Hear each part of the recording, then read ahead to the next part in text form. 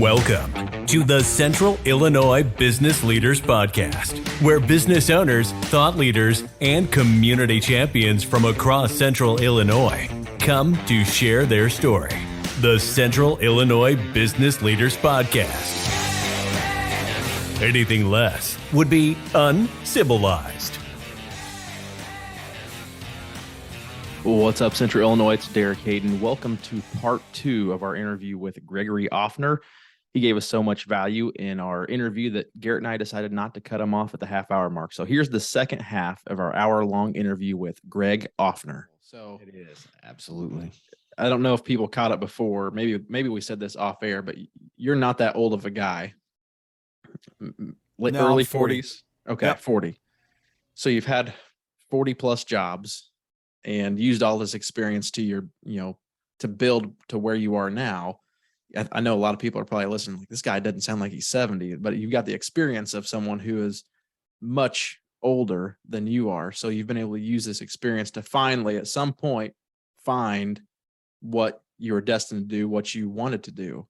And I think that's something that with our podcast guests, it always seems to be people have something that they are wanting to do or something that they know they don't want to do, and they just don't know what to go into. And there's all of a sudden a moment where they're like, this is for me. I'm going to do it. I'm jumping, feet first. So as someone who's done that, any recommendations for business owners, business leaders, future entrepreneurs listen to this? Any recommendations on how they could approach their dreams or their vision to make it their career or, a career? Well, one is to get clear about what it really is. I've learned that in my own life, and I see it in others, people that I work with, we're really not clear on what we want. Most of us are very clear on what we don't want. And maybe a funny example is the whole, what do you want for dinner, honey? Like, well, I don't want Chinese. Okay, well, do you want pizza? I don't want pizza. Well, what do you want? It's always a fun conversation around our house. Oh, yeah, for sure. I say that we're all using surface goals. What do I mean by surface goals? Well, I love to use the example of going to the gym because at January 1st, pretty much every year, millions of people around the world say that their resolution is to lose however many pounds, 5 pounds, 10 pounds, 100 pounds, whatever. You should do what makes you happy when it comes to your body. But let's use the example of somebody who says they want to drop 10 pounds. Do they though? Is that really what they want? The way we find out if that's really what we want is by putting a couple of words behind that statement, that goal statement. So I want to lose 10 pounds so that I can blank. Or I want to lose 10 pounds, which will allow me to blank, right? Whatever feels more comfortable to you. I want to lose 10 pounds so I can look better in my jeans, right? That's a pretty reasonable way to finish that sentence. Well, do you need to go to the gym to look better in your jeans? Maybe you just need a tailor. Maybe you need a different brand of jeans. Maybe losing 10 pounds is really not something you're interested in at all, because there's a lot of different activities required to lose 10 pounds than there are to go buy a better fitting pair of jeans. So what do you really want? Why did I want to be a speaker? Being a speaker will allow me to what? I had to do the deep work and fill in and get to those, what I call root goals, because those are what push us through all the BS that pops up. I mean, I'm dealing with a new phase in my business right now because we have a 20-month-old daughter. Found out Kim was pregnant, like a month before we found out the pandemic was happening. And then we had the baby Kim had the baby. I was there. Kim had the baby mid-pandemic. So this is really, really challenging for me to understand how to run my business, my baby, if you will, build my baby back up after COVID, literally build and help nurture and love and care for my real baby, still be a good partner, father, partner, husband, friend to Kim, and find some time for me just to do the stuff I like to do. So if I was only doing it for a superficial goal, one that sounded good to other people, like I come on a podcast, I tell you guys things, you go, oh my God, this is so nice. Then I walk away and I go, oh, that feels good. Well, when push comes to shove and the situation gets really challenging, y'all aren't going to be by my, side patting me on the butt going, it's going to be okay, Greg. So I need real, strong, motivated goals, what I call root goals. When we get to those, no matter what obstacle gets put in front of us, we'll find a way over, around, under, through. We will reposition ourselves to look at that obstacle from a different angle and perhaps start to see it as an opportunity, like what happened with the pandemic. So the first thing I'd encourage these entrepreneurs to do is get really clear about what it is they think will happen when. I use the example of being a millionaire with kids. Most times when I work with high school students, college students, we use this example of being a millionaire. They all equate being a millionaire with freedom. It has nothing to do with having $1 million in the bank. It has to do with the freedom they think they'll get by being a millionaire. But it takes a lot of sacrifice to make $1 million. It's a lot of hard work. It's not necessarily as hard to create freedom in your life. So freedom's what you really want. Let's point you towards that. Right. The second piece of advice I would say is get comfortable selling. No one will ever sell you harder than you will sell you. And if you're not willing to sell you, you will not be successful.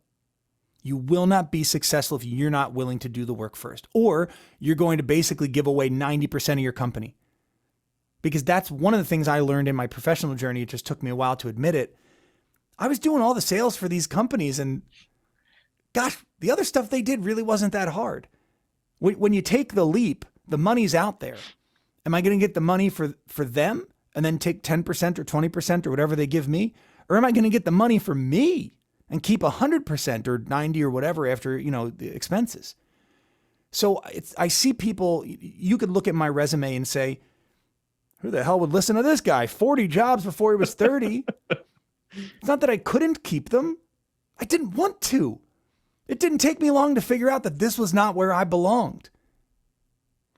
And I think rather than sitting on my haunches and waiting and doing nothing until I had the perfect answer, I actually think I took a really valuable path for me because I found a lot of places where I didn't fit in, but I learned something at every single one. Every one taught me a lesson.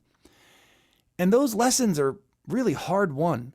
I mean, to your point, I'm not 70, but I've seen more onboarding programs than many 70-year-old consultants. Sure, they may have been in there for a week or two. I actually went through it.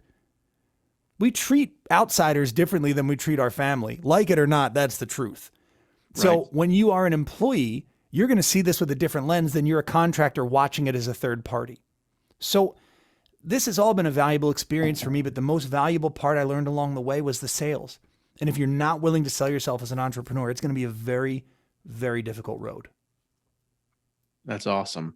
So onboarding, I'm assuming that's one of the big points in some of your keynotes is talking about onboarding, or I might be wrongfully assuming, but I'm sure a lot of our listeners, I know a lot of our listeners are business leaders within their business or a business that they are, working for. What do you see as being some of the key factors in a solid onboarding program? Or let me ask this real fast. Do you see many successful onboardings or the most of them negative?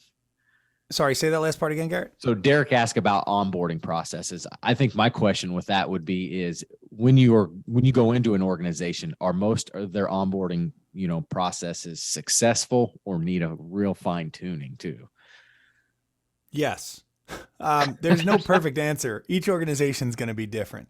Yeah. And I don't want to get down too far this road about onboarding because I mentioned that as the first thing you notice as an employee. So even if I only worked at a place like I mentioned, the Goddard School, I was only there 2 weeks.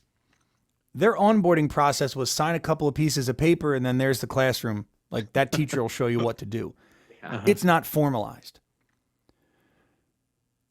What I would say let's focus on instead of just like, what do they do right or wrong with onboarding? What opportunity I think organizations miss is really understanding their people.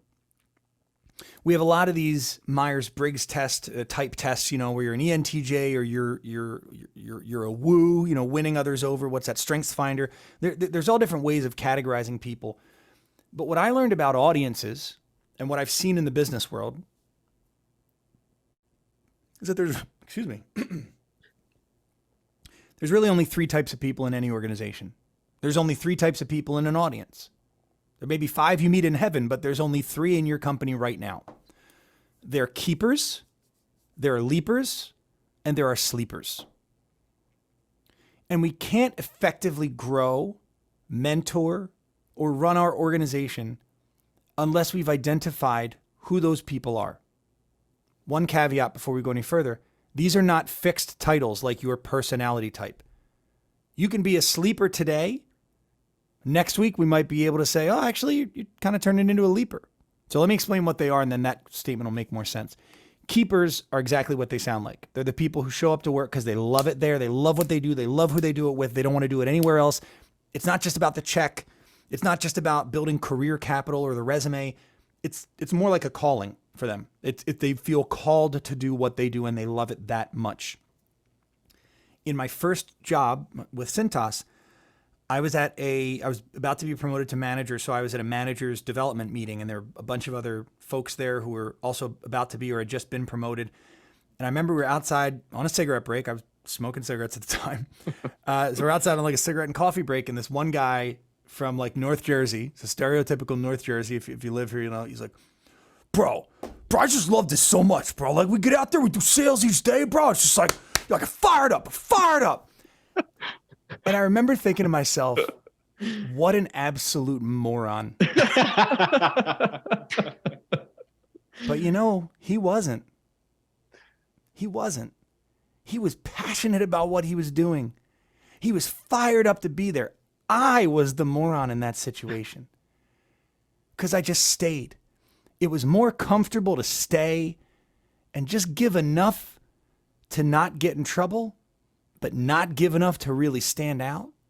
That was more comfortable, but that's sad. I believe, I don't want to put judgment on others, but like I look at that part of my life and I see how sad I was because I wasn't happy and I wasn't fulfilled. I was financially doing okay, but internally, that fulfillment engine that I'm now more focused on, it needed a lot of work. So keepers are like that guy I was talking about from North Jersey. He loves what he does. It's like a calling. And there's 2 types of keepers.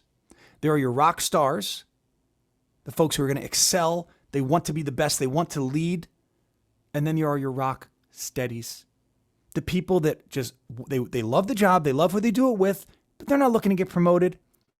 They're not looking to take on extra projects. They want to show up at 8, do a good job, and leave at 5. These are the people, the rock steadies, they may not even really be passionate about the job, but they love it. They don't want to do anything else. This fits their needs perfectly. And those are important people. You've got them in every department. I know they try to push them out of sales, but in every other department, accounting, administration, whatever, you need those rock steadies. They're institutional knowledge. They're what you build a company on. So those are your keepers, your 2 types. Then we've got our leapers. These are the most misunderstood in any organization. They're also sometimes the most mistreated because we approach them with a selfish mindset. Organizations are always saying, how do we retain our people? How do we keep them? Keep, gimme, keep. It's the most selfish way to look at someone. What do I got to do to keep you? Instead, if we understand what leapers really want, it's to get somewhere. It's to build career capital. They're not just showing up for the check, but they're building something. Most leaders don't care what that is unless it's building within our organization. So they try to steer them into new paths in the organization rather than equip them to make the leap. And here's why I say that this is such an opportunity. Because if organizations would help leapers leap, if you would simply help them get where they want to go, when they land wherever they're going, they're going to talk about you. We all talk about our ex-employers. That first day we go to lunch with our new colleagues, one of the first questions they ask is, what was it like where you used to work? And there's only 2 ways to answer that. I hated it, or, oh my God, it was incredible. How do we create those, oh my God, it was incredible conversations? By helping our people leap. When they get there, they're going to become a talent ambassador. Everybody they talk to, they're going to talk well about your organization. And maybe they get into a leadership role and they actually bring your organization in as a vendor, depending on what you do. But they are your greatest source of talent recruitment out in the world. And there's a way to keep track of them and really engage that I share with clients. The last group are our sleepers. They are, as it sounds, asleep. We call them disengaged, but really they're just dormant. They're dormant talent. They haven't been awoken. It takes a leader to come and connect them with a purpose or with an impact that really resonates. That's our job as leaders, is to wake them up. Just like one leader woke me up and he said, son, you're on a bus and I don't think it's headed where you're trying to go. Right? That's basically what he said to me in nicer words, flatters me by calling me intelligent, but that's basically what happened. It's like you fell asleep on the bus, you're at the depot and the conductor comes back and says, is this really where you're trying to sleep? One of two things happens when a leader wakes up a sleeper. They either become a keeper or they turn into a leaper. That's the only two options. But we have no one to blame as leaders but ourselves if we have people that are asleep and disengaged. Now, the reason we can't overcome that sleepiness, if you will, is because of the lack of trust in conversations, a lack of candor in conversation. That goes right back to the leaper. That if I'm a leaper and you're my boss, I'm not going to tell you where I'm trying to really go. I'm going to give you the signed off, the HR approved answer when you ask, Greg, where'd you like to be in 3 years? Well, I mean, is your job available, Derek?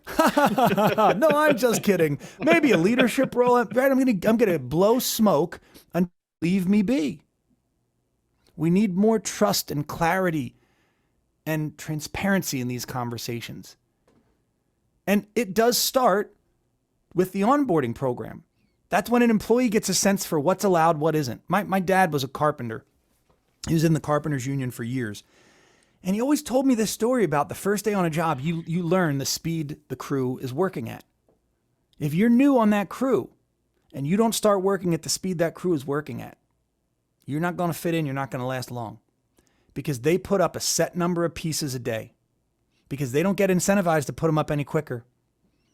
And they figured out exactly how slow they can put them up before they start getting hollered at.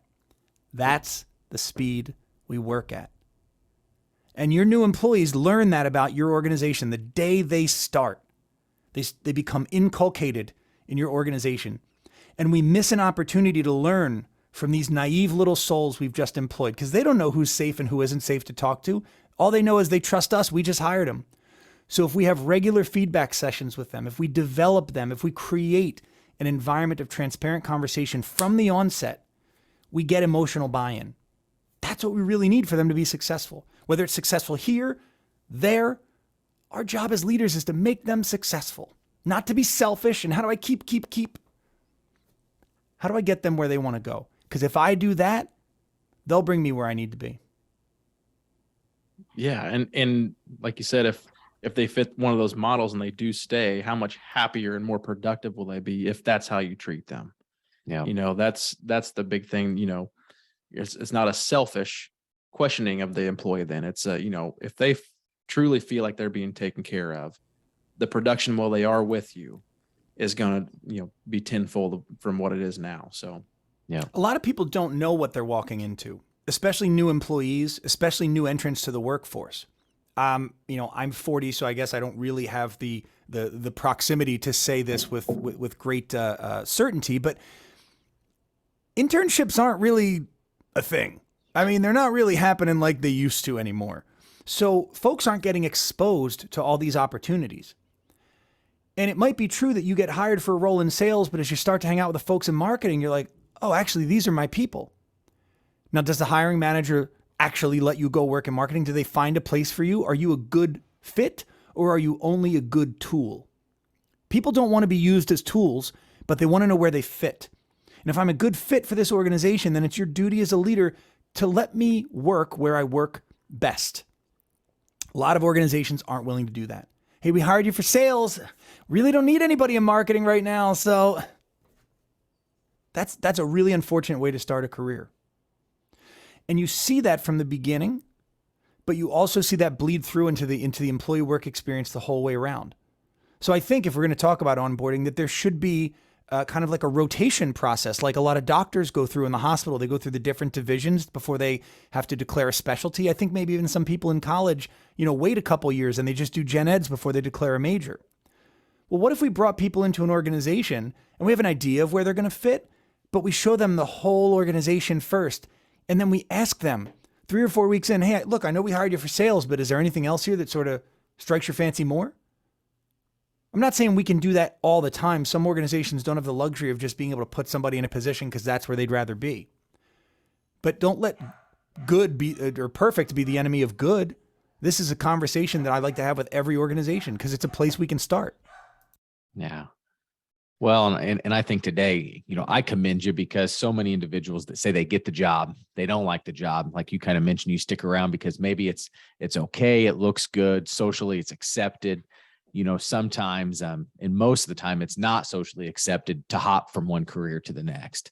And people may look at you wrong. And that's where, that takes courage. It really does to you could be very financially successful, but you're just miserable and you move on. And from the outside, people look at you, well, why would he move? Why would he do this? Why would she do that? She had a great job. And then you're looked bad upon because you moved on it, but you just weren't happy. Yeah, but great to who? That's Exactly. That's the part of the question we know, we always leave out. Yeah.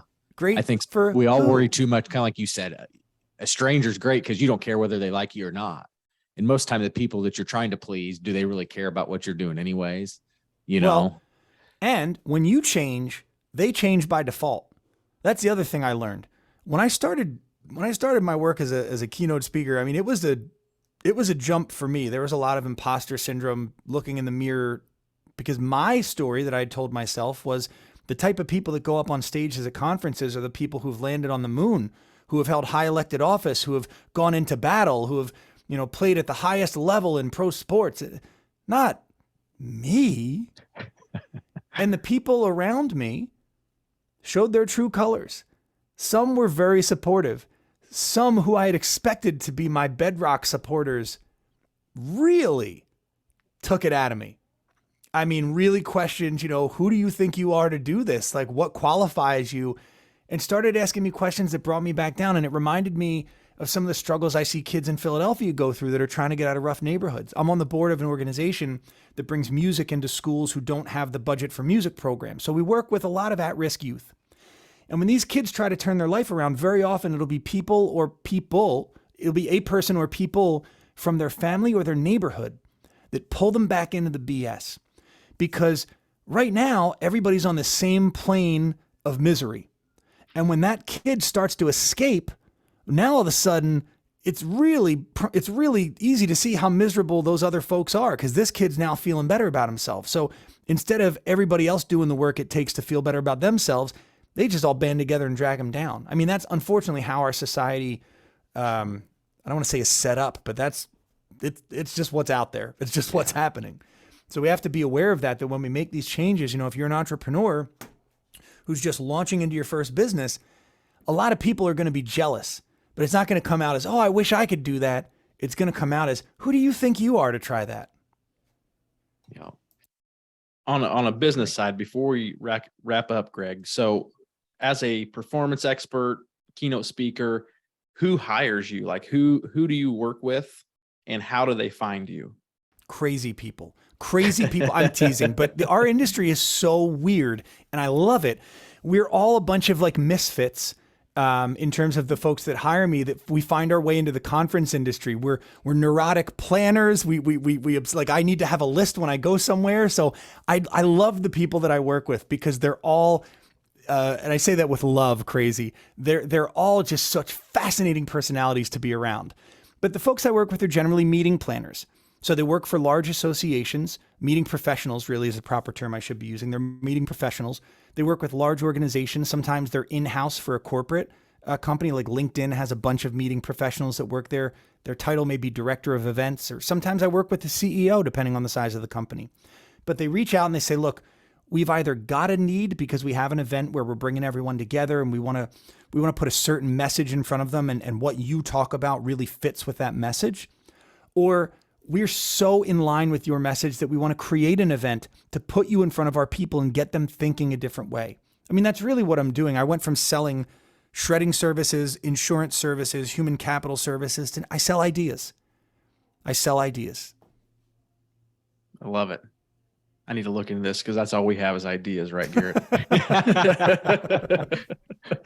Awesome. Well, for our listeners, I know that what you've said so far, you've probably connected with a lot of our followers.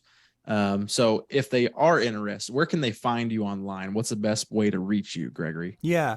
Ironically, not on TikTok. That's my favorite place to hang out, but I don't put a lot of stuff up there. The best place to find me would be via my website, gregoryoffner.com. I'm on all the major socials, Instagram, LinkedIn, Twitter, like the three that I post on most often. I really try to avoid Facebook, and I love TikTok just as a casual user, but I don't really post up there a lot. What I would like to offer them is sort of a takeaway, because I've thrown a lot of information at them, and I want to give them something that is really concrete and valuable to act on. And in my programs, I talk about these 7 keys of success. These 7 competencies that I learned most people don't focus on in school. Most organizations don't develop in you until you're already a senior leader, like senior vice president or above. But that if we all worked on ourselves, even just a little bit, our opportunity for career growth, for personal growth would, I would say transform, but would grow tremendously. So what are they? There's 7 keys. How do you get them? I want you to take out your phone and text the word keys, Keys, to the number 33777. So if you text 33777, text the word keys, it's going to ask for your name and your email address. That's how I'm going to send you the PDF. I'm not going to spam you. I don't send out other crap. I'm just sending you that. It's the best way to get it to you. And it's going to tell you exactly what these 7 keys are, what's going to happen if you start to use them that will benefit you, and if you use them in the wrong way, how they could become a detriment. And I'll give you an example. The first key is the key of C. It's curiosity. And these keys mirror the keys on a piano keyboard. So the first key is curiosity. When we apply curiosity effectively in our business, instead of, a good example might be if we're not getting that promotion, instead of asking, God, why do I keep getting passed over for that promotion? Ask, what could I do that would set myself up differently? So a solution-focused rather than a problem-focused question. When we apply curiosity that way, it can be tremendously beneficial. When we're the type of curious that lands us down, the YouTube click hole at 4 a.m. for no other reason than we're just scrolling, clicking, scrolling, right? That can be a detriment. So there's unfocused and focused curiosity. And it'll show you with each of these 7 keys how it's an asset, what you can do to leverage it as an asset. And there are great books that you can go and get. I mean, even if you just search how to be more curious in YouTube, you'll get some great resources there. So I hope they take advantage of that because there's a lot of good info in there. Great. Awesome. So it was 33777 and text keys to that number, Keys. Keys. Perfect. Awesome. And anywhere else that they can follow you, we're getting ready to wrap up here. We're coming up on an hour, which is awesome because you made it super easy on Garrett and I to provide value to our listeners. Definitely. We just ask a few questions and let you roll. Yeah. I fil like we could talk for 5 hours. Yeah. Yeah. Well, I mean, that is what I get paid to do, which is both a good thing and a detriment, I guess, sometimes. No, man, I would love to know what people think of this episode. If you found it valuable, tell me. If you thought it sucked, tell me. The only reason I open my mouth like this, for a living is to help other people. So if this is helpful, I want to hear about it. So get in touch with me on LinkedIn. You can email me through my website, whatever works for you. I'm just really grateful that Garrett and Derek, you made this opportunity and invited me on your show.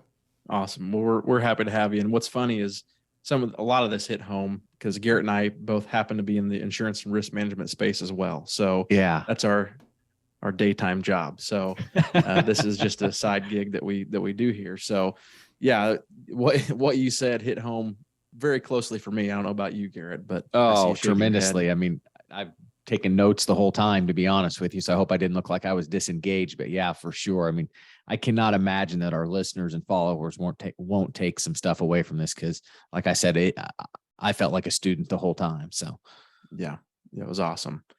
All right. Loyal listeners, make sure you're subscribing to the CIBL podcast on your favorite podcast platform.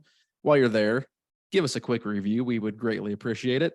You can also follow CIBL on social media, mainly on LinkedIn and Facebook, and you can connect with Garrett and I personally there as well. Until next time, Greg, you've officially been civilized. Thanks for coming on the show. Woohoo! Thanks so much, man. Have a great day. Thanks, y'all. Thank you for listening to this episode of the Central Illinois Business Leaders Podcast. You can find us on Facebook at facebook.com/CIBL podcast. You can also follow us on LinkedIn. Don't forget to subscribe and leave us a review. It's the civilized thing to do.